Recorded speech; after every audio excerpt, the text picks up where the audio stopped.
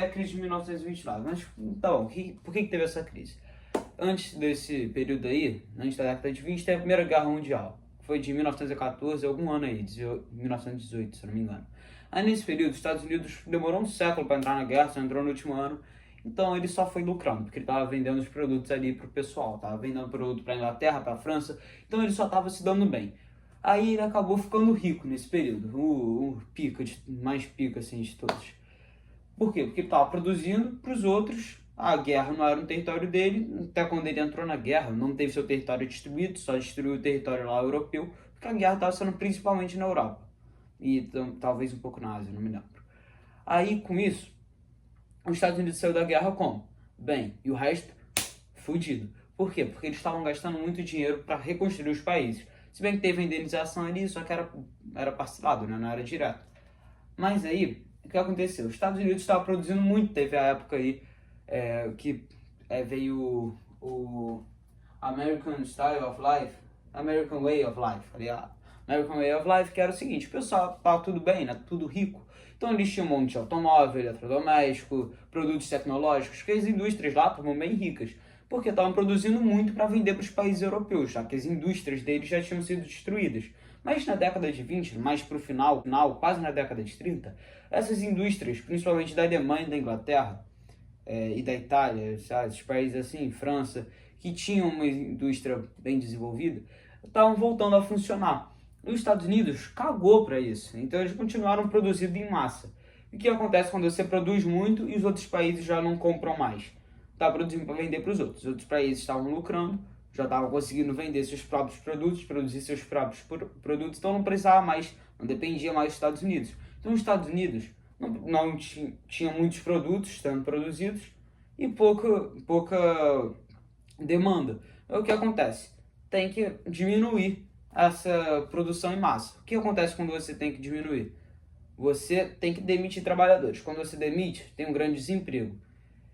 E esses produtos aí começam a vencer, também tem uma grande inflação por causa disso. Esses produtos daí não são vendidos porque não tem mais país para comprar, não tem mais gente para comprar.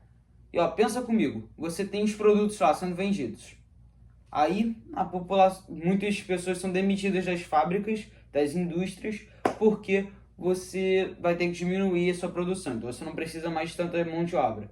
Se você tem pessoas sendo demitidas, essas pessoas vão trabalhar onde? Em lugar nenhum. Então tão pobre, tão fodido. Se não tem dinheiro, vai comprar da onde? Então, o pessoal dos Estados Unidos, os estadunidenses, já eram pobres, não tinha como, estavam ficando pobres, muitos demitidos, não tinha como comprar os produtos das indústrias deles. Aí junta isso com o fato de que os europeus já não dependiam mais dos Estados Unidos. Quem é que iria comprar aqueles produtos? Aí aqueles produtos foram ficando mais baratos, a economia já estava parando de se movimentar e antes disso acontecer, os empresários já venderam as suas ações dos bancos dos Estados Unidos antes deles falirem. Aí os bancos já estavam falindo e ó, é um efeito dominó. Demitiu pessoa. Quando você demite, essas pessoas ficam sem trabalho. Se está sem trabalho, está sem dinheiro. Se está sem dinheiro, não tem como comprar. Aí a indústria já não tem para quem vender seus produtos. Já estão falindo. Então tem uma estagnação da economia, que não se mexe mais. Aí teve uma superprodução, foi uma crise de superprodução.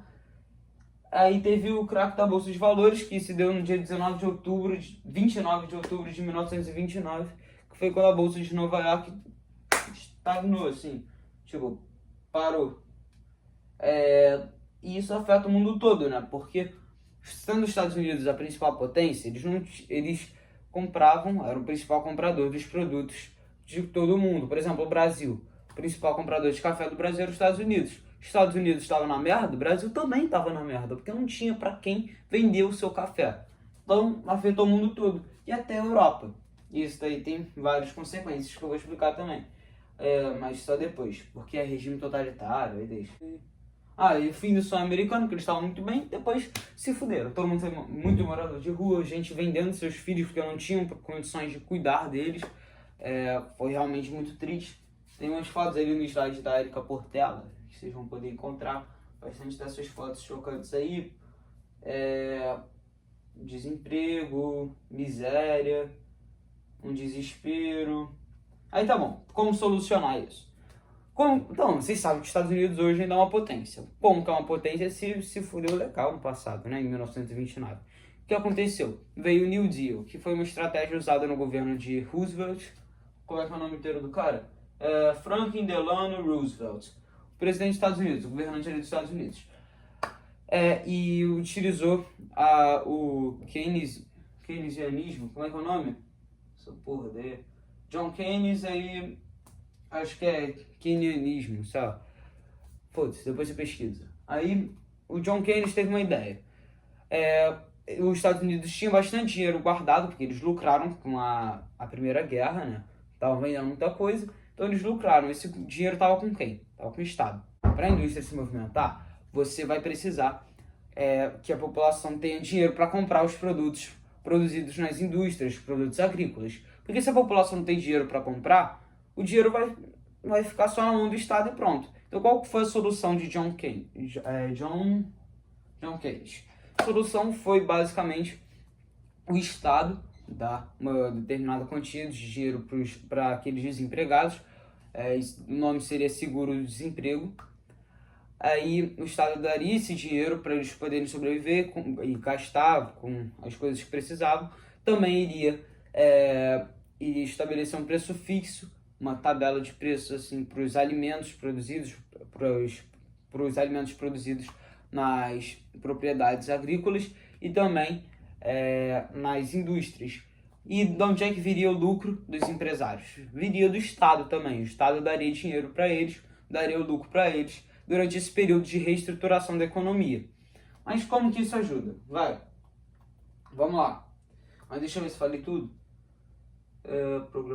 Também tem programa de obras, porque iria começar a organizar obras e com isso iria precisar de emprego. Precisando de emprego, vão ter pessoas recebendo salário do governo. Pessoas recebendo dinheiro do governo, o dinheiro circula também.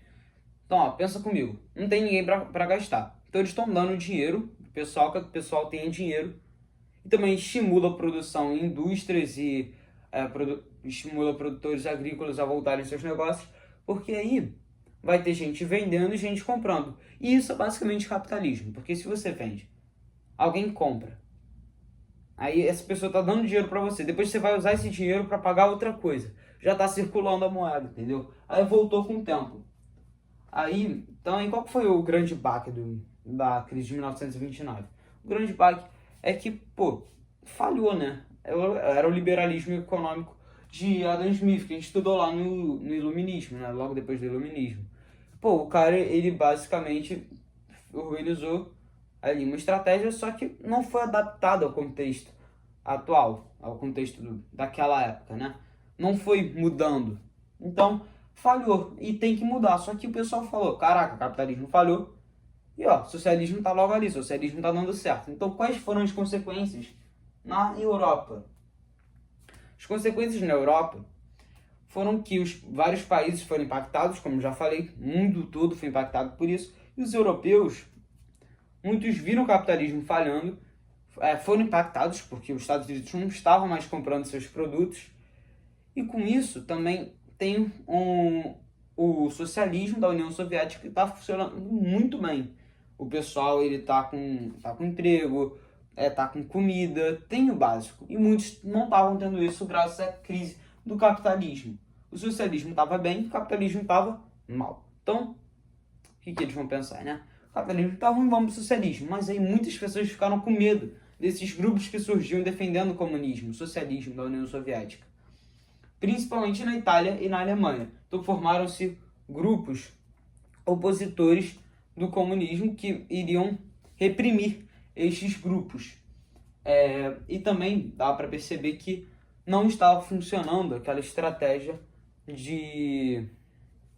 as estratégias do governo democrático mesmo. Então surgiram grupos que queriam ter aquele poder para decidir as coisas, pegar a economia na mão deles para passar uma certa segurança. Olha só, estamos aqui, vamos melhorar. A Alemanha ainda tinha um sentimento de revanchismo, porque perdeu a guerra. A Itália também, porque apesar de ter começado de um lado, trocou depois, estava neutra, mas da mesma forma, teve seu território atingido, mas não recebeu indenização da guerra, então também estava mal. Então esses foram os dois principais países que iniciaram essas revoltas, combatendo os ideais comunistas, mas também surgindo com novas ideias para o melhor funcionamento do capitalismo. Eles queriam se sobressair, né? Aí é regime totalitário.